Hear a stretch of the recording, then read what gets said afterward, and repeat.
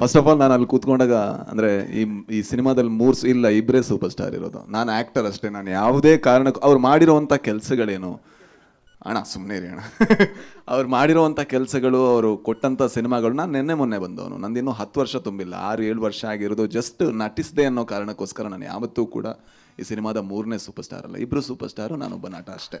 ಅಂದರೆ ಅದರಲ್ಲಿ ಯಾವುದೇ ಇದಿಲ್ಲ. ನನಗೆ ಪ್ರತಿ ಸತಿ ಹೇಳಿದಾಗ ನಂಗೆ ಒಂಥರ ನಾಚಿಕೆ ಆಗೋದು, ಒಂಥರ ನಿಜ ತಮಾಷೆ ಇಲ್ಲ, ನಿಜವಾಗ್ಲೂ ಆಕ್ವರ್ಡ್ ಅನ್ಸುತ್ತೆ. ಯಾಕಂದರೆ ನಾನು ಶಿವಣ್ಣ ಮತ್ತು ಉಪ್ಪಿ ಸರ್ ಇಬ್ಬರ ಹತ್ರನೂ ಹೇಳಿದೆ, ನನ್ನ ಭಾಗ್ಯ ಅವ್ರ ಮಧ್ಯ ಕೂತ್ಕೊಂಡು ಅವರು ಆನ್ ಸ್ಕ್ರೀನ್ ಬರ್ಬೇಕಾದ್ರೆ ವಿಸಿಲ್ ಹೊಡೆಯೋದು, ಇದು ನನ್ನ ಭಾಗ್ಯ. ಆ್ಯಂಡ್ ಇನ್ನೊಂದು ಆ್ಯಕ್ಚುಲಿ ಒಪ್ಸೋದಕ್ಕೆ ಕಷ್ಟ. ಯಾಕೆಂದರೆ ನಾನು ಯಾವಾಗಲೂ ಒಬ್ಬ ನಿರ್ದೇಶಕನಾಗಿ ಯೋಚನೆ ಮಾಡ್ತಾ ಇರ್ತೀನಿ, ನನಗೆ ಬರಿಬೇಕು, ನಾನು ಡೈರೆಕ್ಟ್ ಮಾಡಬೇಕು ಅಂತ. ಆ್ಯಕ್ಟಿಂಗ್ ಅಂದ ತಕ್ಷಣ ನಾನು ಯಾವಾಗಲೂ ಯೋಚನೆ ಮಾಡೋದು, ಇದು ಆ್ಯಕ್ಟ್ ಮಾಡಿದ್ರೆ ಮತ್ತೆ ನಾನು ಡೈರೆಕ್ಷನಿಂದ ಎಷ್ಟು ದೂರ ಹೋಗ್ತೀನಿ ಅಂತ. ಸೊ ಅದರಿಂದ ನಾನು ಅರ್ಜುನ್ ಜನ್ಯ ಅವರನ್ನ ಎಲ್ಲ ರೀತಿಲೂ ಕನ್ವಿನ್ಸ್ ಮಾಡೋಕ್ಕೆ ಟ್ರೈ ಮಾಡಿದೆ, ಸರ್ ಯಾರಾದರೂ ಚೆನ್ನಾಗಿರೋ ಹುಡುಗನ ಹಾಕ್ಕೊಳ್ಳಿ ಅಂತ.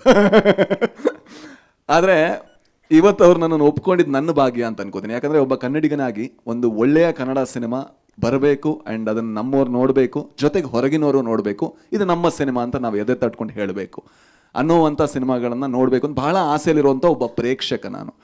ಆ್ಯಂಡ್ ನಾನು ಇವತ್ತು ಈ ಟೀಸರ್ಗಿಂತ ಮುಂಚೆ ಅರ್ಜುನ್ ಸರಿಗೆ ಫೋನ್ ಮಾಡಿ ನಾನು ಹೇಳಿದ ಒಂದೇ ವಿಷಯ, ಸರ್ ನೆಕ್ಸ್ಟ್ ಸಿನಿಮಾ ಏನಾದರೂ ಬೇರೆ ಲ್ಯಾಂಗ್ವೇಜಲ್ಲಿ ಡೈರೆಕ್ಟ್ ಮಾಡಿದ್ರೆ ನೀವು ಮತ್ತು ಸರಿ ಇರಲ್ಲ, ಕನ್ನಡದಲ್ಲೇ ಮಾಡಬೇಕು ಅಂತ.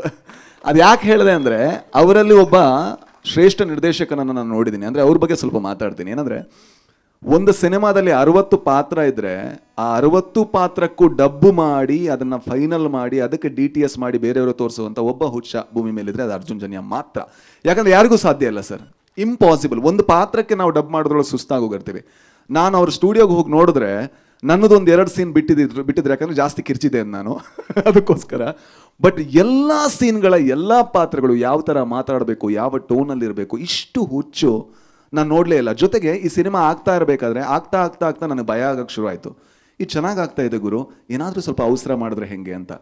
ಆಮೇಲೆ ಇನ್ನೊಂದು ಲೇಯರ್ ಆ್ಯಡ್ ಆಯಿತು, ಅದು ಇನ್ನೂ ಚೆನ್ನಾಗಾಯಿತು. ಆಗ ಲಾಸ್ಟಿಗೆ ಹೇಳಿದೆ, ಸರ್ VFXಗೆ ತುಂಬ ಟೈಮ್ ಬೇಕು, ಆಯ್ತು ಸರ್ ಮಾಡೋಣ ಅಂತ. ಸಿನಿಮಾ ಹೋದ ವರ್ಷ ಮುಗಿದಿದೆ, ಬಟ್ ಈ ವರ್ಷ ರಿಲೀಸ್ ಆಗ್ತಾ ಇದೆ. ಒಬ್ಬ ನಿರ್ದೇಶಕ ಇಷ್ಟು ತಾಳ್ಮೆಯನ್ನು ತಗೊಂಡು ಜೊತೆಗೆ ಒಬ್ಬ ನಿರ್ಮಾಪಕ ಅದಕ್ಕೆ ಬೆನ್ನೆಲುಬಾಗಿ ನಿಲ್ಲೋದು ಅಂದರೆ ಅದು ರಮೇಶ್ ರೆಡ್ಡಿ ಸರ್ ಮತ್ತು ಅರ್ಜುನ್ ಜನ್ಯ ಇವರಿಬ್ಬರ ಹಿರಿಮೆ ಅಂತ ಹೇಳ್ಬೋದು.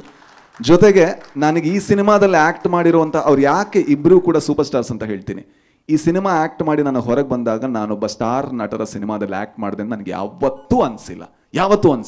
ಅವ್ರು ಯಾವತ್ತೂ ಕೂಡ ಅವರಲ್ಲಿರುವಂಥ ಹಿರಿಮೆಯ ಭಾರವನ್ನು ಒಬ್ಬ ನಟನ ಮೇಲೆ ಹಾಕಲ್ಲ. ಯಾಕಂದರೆ ನಮಗೆ ಹೆದರಿಕೆ ಇರುತ್ತೆ. ನಾನು ಶಿವಣ್ಣನ ಮುಂದೆ ಆ್ಯಕ್ಟ್ ಮಾಡ್ತಾ ಇದ್ದೀನಿ, ನಾನು ಉಪ್ಪಿ ಸರ್ ಮುಂದೆ ಆ್ಯಕ್ಟ್ ಮಾಡ್ತಾ ಇದ್ದೀನಿ. ಅದು ಯಾವುದನ್ನೂ ಮಾಡಿದೆ ನಾವು ಚೆನ್ನಾಗಿ ಮಾಡೋದಕ್ಕೆ ಏನೆಲ್ಲ ಸಪೋರ್ಟ್ ಮಾಡಬೇಕು ಅದನ್ನು ಮಾಡಿದಂತಹ ಮಹಾನ್ ಕೆಲಸಗಾರರು, ಕಲಾವಿದರು ಎಲ್ಲರೂ ಇವರೇ.